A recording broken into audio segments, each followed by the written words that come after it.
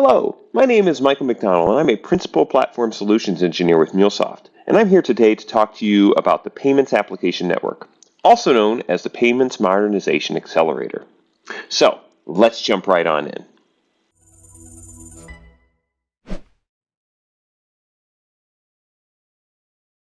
Thank you for your time today as we demonstrate the MuleSoft Payments Application Network.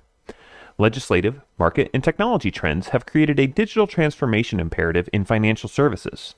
The Payments Application Network includes pre-built APIs and a prescriptive architecture to help IT teams jumpstart the development of common banking applications and provides a foundation for up to 3 times faster project delivery. The payments landscape is very diverse, yet at the same time very siloed. MuleSoft enables a comprehensive payments experience. Banks, for instance, can do traditional forms of payments, such as ACH, SWIFT, FedWire, SEPA, etc. There are now a wide variety of fintechs that augment that payment model with a similarly wide variety of payment mechanisms. For example, TransferWise is used for international payments, PayPal and Venmo for peer-to-peer, credit cards are used for commercial payments, Ripple, Ethereum, Bitcoin, etc. are used for cross-border payments and general blockchain-based transactions. Utilizing the API-led connectivity model to create an application network, MuleSoft is the premier platform in unifying all of these payment models under a single umbrella, creating a simple and manageable many-to-many experience. Customers can pick any method of payment desired, and the Mule Platform will route that payment to the correct channel and transaction implementation. In addition to providing pre-built APIs, the Payment Application Network includes a model for API-led connectivity in banking that promotes asset reuse and self-service. In the architecture shown, we've abstracted data from complex banking systems like AS400 into a canonical model that is represented via a set of Open Bank REST APIs. Then, we built an Experience API that provides better experiences for both customers and API consumers.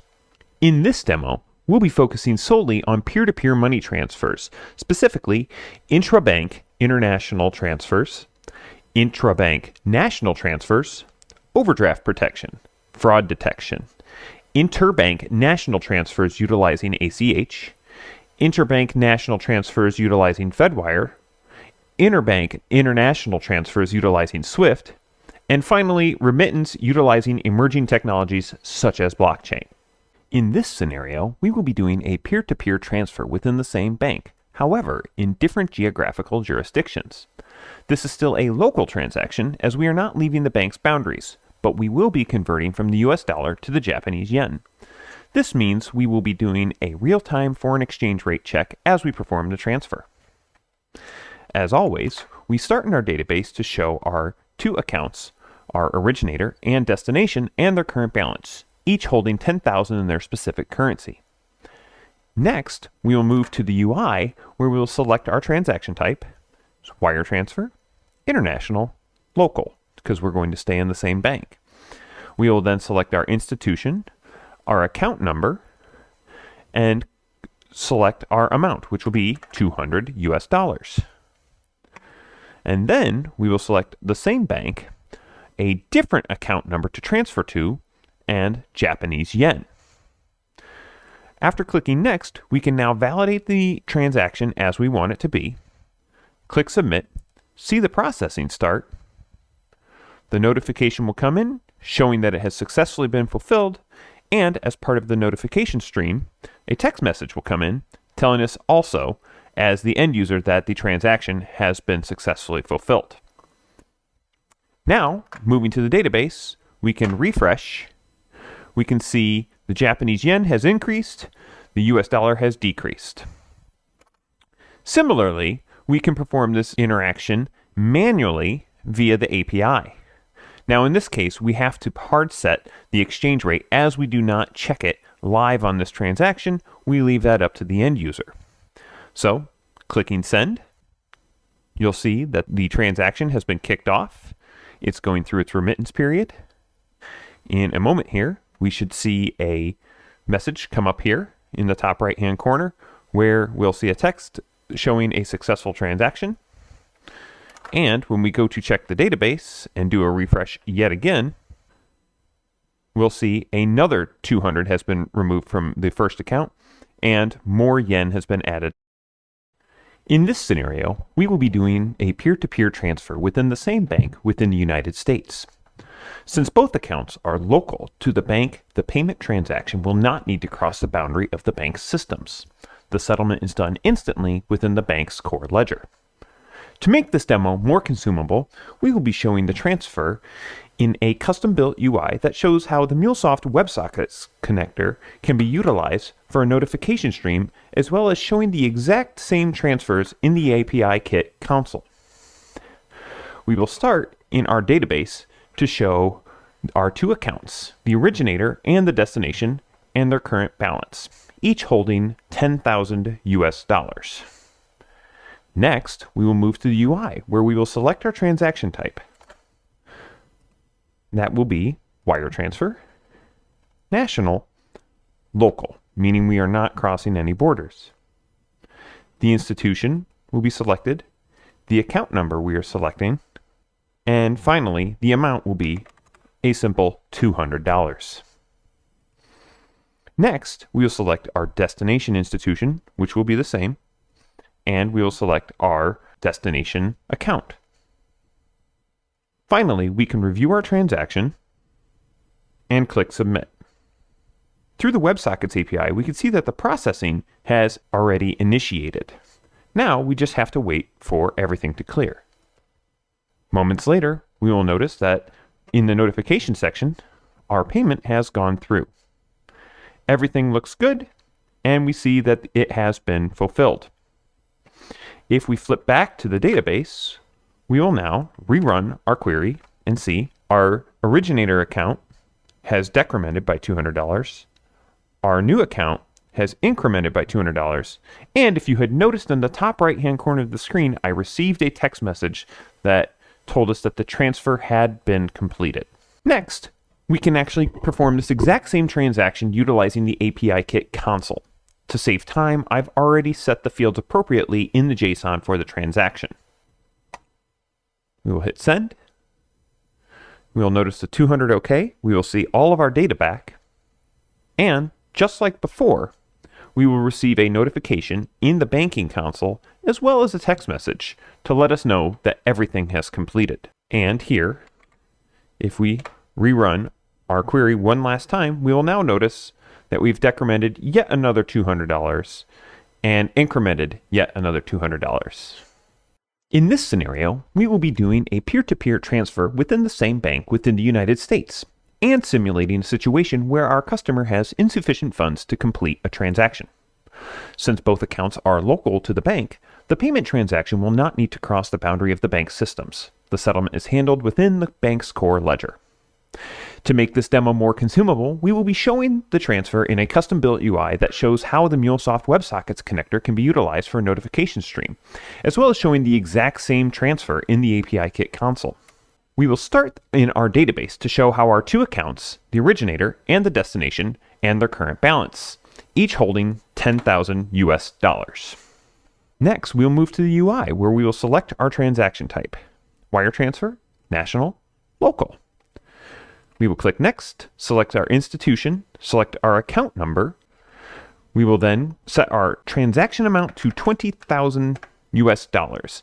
That is significantly more than what is already existing in any account that we've looked at so far. Next, we'll set our destination institution to the exact same. And finally, we'll click Next, review our transaction, and click Submit. You'll see the processing initiated at the top center and the notification stream immediately showing that the account does not have the requisite funds. This allows us to see that nothing actually was accomplished. And if we go to the database and refresh, we will see that no financial transaction has occurred. Next, we can go into the API Kit console. And in here, you'll notice I have also set the amount to 20,000 US dollars and prepared the entire JSON for us. Clicking send, you'll notice we get a 500 server error, and you'll notice that the person does not have sufficient funds. And again, reviewing the database, you'll notice that no transaction has occurred, and the amounts are exactly the same. In this scenario, we will be doing a peer-to-peer transfer within the same bank within the United States and simulating a situation where our customer is attempting to commit a fraudulent transaction. Utilizing machine learning against a publicly available simulated payments dataset, we are able to consider several facets of a transaction to determine if it is fraudulent or not. Those include, but are not necessarily limited to, transaction amount, payer original balance, payer final balance, payee original balance, payee final balance, and transaction type. Our machine learning model is front-ended with a Mule API that takes the transaction data and validates its likely legitimacy. This is just an example of how we could use AI in the payment space. Anyone implementing this could utilize a much more complex algorithm or even leverage an AI application network with multiple linked models to provide a much more robust predictive capability. We will start in our dataset to show our two accounts, the originator and destination, and their current balance. One has $10,000, the other has $12 million. Next, we will move to the UI where we will select our transaction type. Wire transfer, national, local. Next. We will then establish our institution. We will select our account number and then click Next after setting up a $10 million $3 transfer. Next, we will set the same exact institution and select our receiving account number. Clicking Next, we will then validate our transaction, look at everything. That is a $10 million transaction, and click Submit. Immediately, you will see processing was initiated via the WebSockets, and we'll see that is a possibly fraudulent transaction. So the order was never executed. If we move into the database, we will then see again, nothing has changed. Similarly, to show this is an API, I can show you that we have a $10 million transaction from this person right here to this person right here. We'll click Send, and again, we'll see a 500 server error noting it as a fraudulent transaction. In this scenario, we will be performing a peer-to-peer transaction from one bank to another where both banks are in the same country. To note, in this type of transaction, all interbank transfers need to go through the Federal Reserve in order to guarantee the transaction is valid. The Fed will perform the clearing and settlement of the transaction.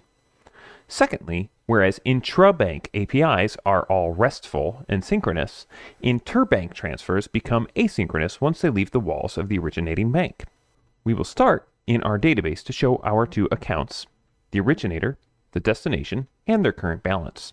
One has 12 million US dollars, the other has 10,000. Next, we will move to our UI, where we will select our transfer type, wire transfer, national, ACH, and click Next. We will then select our institution, select our account number, and set our transaction amount as $200. After clicking Next, we select our destination institution, we select our destination account, and click Next again. Finally, we can review our transaction and click Submit. As with all domestic transactions thus far, payment is submitted via the Open Banking Domestic API and processed internally via the buy-in APIs. The transaction is then converted to the automated clearinghouse format by the Protocol Interface API and is sent out over a messaging bus to the Federal Reserve. Once the Fed has updated, cleared, and settled the transaction, it sends back an acknowledgement to both the debtor and the creditor banks. Finally, once the debtor and creditor banks receive the acknowledgement, they reconcile their ledgers and update their account amounts. As with every other example in this demo, you have seen that there is a text message that has come in, an email that has come in, and notifications appearing on the right-hand side of the screen. Going back to the database, we can refresh and find that the accounts have been updated appropriately. Finally, we can perform the exact same transaction using the API Kit console. To save time, I've already set the fields appropriately in the JSON for the transaction. Clicking Send, the same exact thing will occur. We'll get a 200 OK, we'll see everything go through, and now we wait for the transaction to clear. Now, as the notifications start coming in and the transaction has cleared, we can again check the database and see that further amount of money has been debited and credited to the appropriate accounts. In this scenario, we will be performing a peer-to-peer transaction from one bank to another, where both banks are in the same country utilizing the FedWire format. To note, in this type of transaction, all interbank transfers need to go through the Federal Reserve in order to guarantee the transaction is valid. The Fed will perform the clearing and settlement of the transaction. Secondly, whereas the intrabank API calls are RESTful and synchronous, interbank transfers become asynchronous once they leave the walls of the originating bank. We will start in our database to show our two accounts, the originator and the destination, and their current balance. One has $12 million, the other has $10,000. Next, we will move to the UI where we'll select Wire Transfer, National, FedWire. Clicking Next, we will then select our bank, our account number, and set up a $200 transfer. In our destination, we will select our bank and select our account number. Finally, we can review our transaction and click Submit. As with all domestic transactions thus far, payment is submitted via the Open Banking Domestic API and processed internally via the buy-in APIs. The transaction is then converted to the FedWire format by the Protocol Interface API and is sent out over a messaging bus to the Federal Reserve. Once the Fed has updated, cleared, and settled the transaction, it sends back an acknowledgement to both the debtor and creditor banks. Finally, once the debtor and creditor banks receive their acknowledgement, they reconcile their ledgers and update the accounts. Note that during the time I was explaining what was going on the right-hand side of the screen, we saw notifications come in from the creditor and the debtor. You may have also seen text messages and emails coming in utilizing our notification service. Going to the database, we can update the accounts and see that they have been updated appropriately. Next, we can perform the exact same transaction utilizing the API Kit console. To save time, I've set the fields appropriately in the JSON for the transaction. Now again, as before, the API call is synchronous until it hits the walls of the originating bank. But as we can see, the transaction is cleared relatively quickly from both the debtor and creditor side. Moving into our database and refreshing, we will see that the accounts have been incremented and decremented appropriately. In this scenario, we are simulating a transfer from two accounts in two different banks in two different countries utilizing the SWIFT protocol. It is important to note that in this case, in international cases, there is no central bank, and as such, international transfer occurs over a correspondence mechanism where each bank has an account with every other bank. This interaction occurs over the SWIFT protocol in most cases, as SWIFT is deemed as reliable.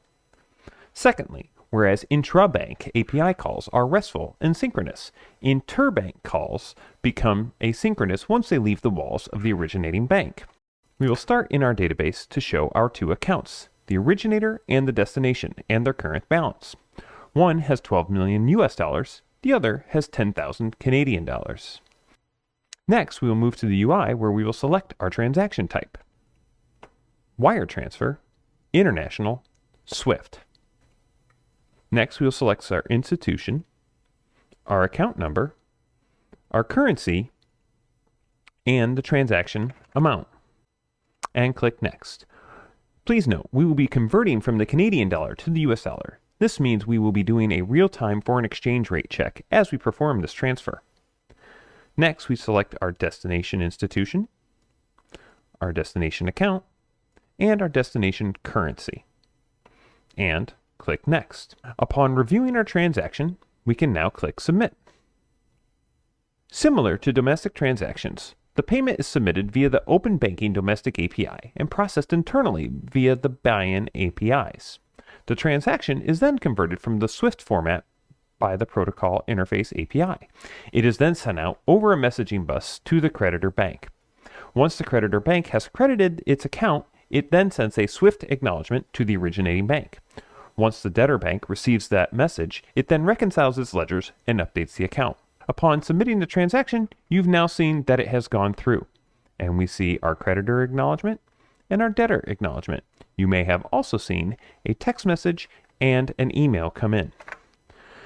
Refreshing our database, we now see that the accounts have been decremented and incremented appropriately.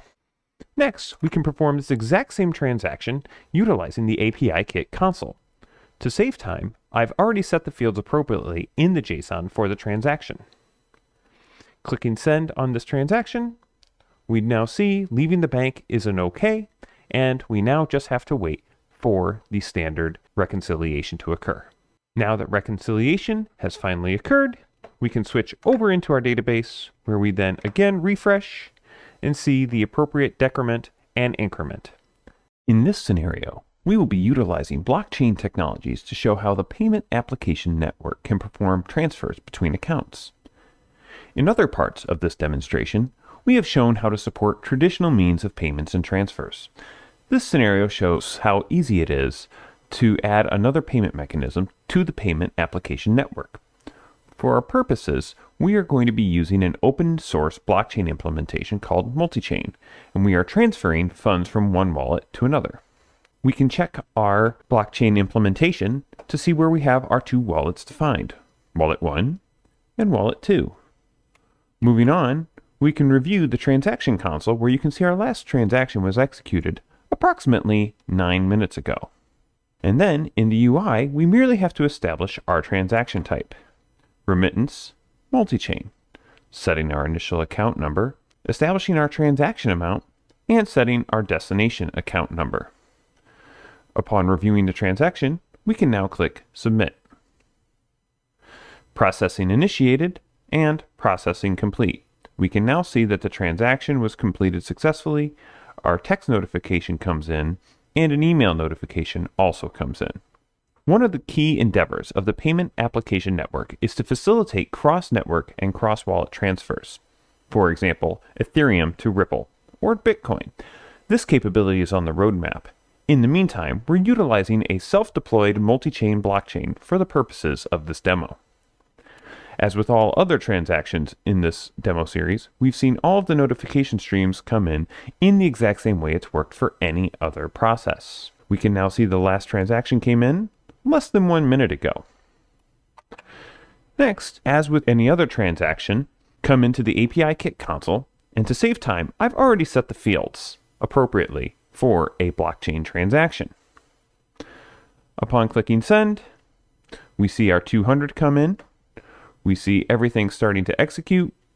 We see our notifications come in, and we can now see another transaction has occurred in our blockchain. Thank you. So to review, in this video, we discussed the Payments Modernization Accelerator, or as I like to call it, the Payments Application Network.